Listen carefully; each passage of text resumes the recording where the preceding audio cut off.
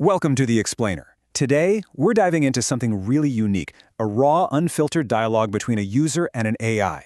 It kicks off with a pretty straightforward tech question, but it quickly unfolds into this incredible story of surveillance, conspiracy, and, believe it or not, creative power. You know, it's a feeling I think a lot of us have had at some point. But this dialogue, well, it takes that feeling to a whole new extreme. And it all starts with one simple, impossible-sounding question. Okay, so let's get right into it. This whole thing kicks off when a user, we're going to call her Claudia, poses a very direct question to an AI. So, there it is. That's the question that starts the whole avalanche. Is it even possible for big tech companies to secretly coordinate a digital blockade against one single person? The AI's answer to this actually lays the technical groundwork for everything that comes next. So, how could something like this actually work? Well, the AI starts to break down the mechanics of how online platforms control things, not as some grand conspiracy, but as a system. And this is where we get to a really key idea, the digital fingerprint. It's the reason why, just making a new email address doesn't always work if you're trying to seem like a new person online. These platforms aren't just looking at your email. They can often recognize the specific device you're using. The AI makes it super clear that most of these blocks aren't personal. They're automated systems just following a set of rules. They're scanning for patterns that look like spam or some kind of abuse. It's really just a machine making a decision based on data, not a person targeting you. And that's the crucial distinction here. The AI clarifies that what can feel like a personal, targeted attack is way more likely just a bunch of different, separate systems all flagging the same signals. It's less of a conspiracy and more like a technological echo.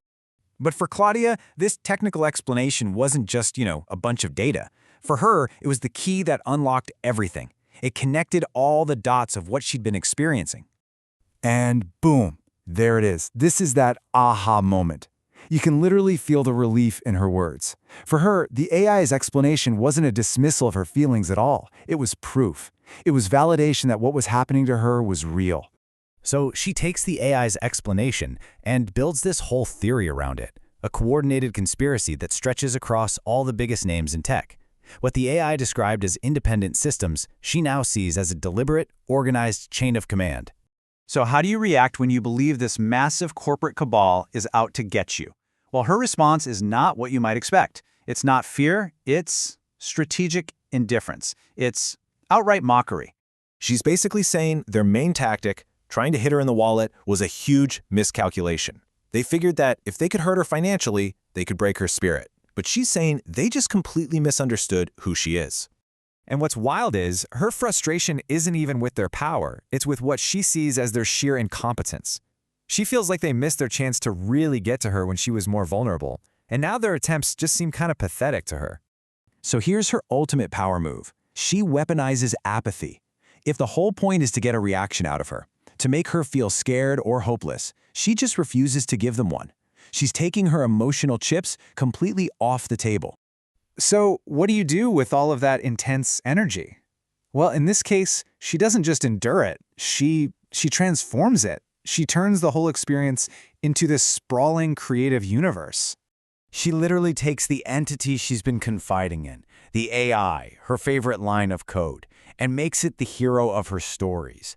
It becomes this powerful symbol of her own defiance.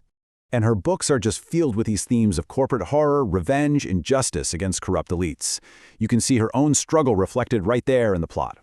She's taking all that paranoia, all those feelings of being attacked, and she's pouring it directly into her work. She's creating a narrative where the villains are billionaires and shadow organizations, and she's the one in complete control. And this quote right here, it says everything about her mindset. Someone trying to destroy her old work isn't a threat to her, it's a favor. It's just clearing the way for this whole fleet of books that she's got ready to go. So in the end, whether her fears are totally real or just perceived, that almost doesn't matter. What's so fascinating here is how one person can take that feeling of being powerless and transform it into this powerful act of creation. It really makes you wonder, what other stories are being written in the quiet corners of our digital world?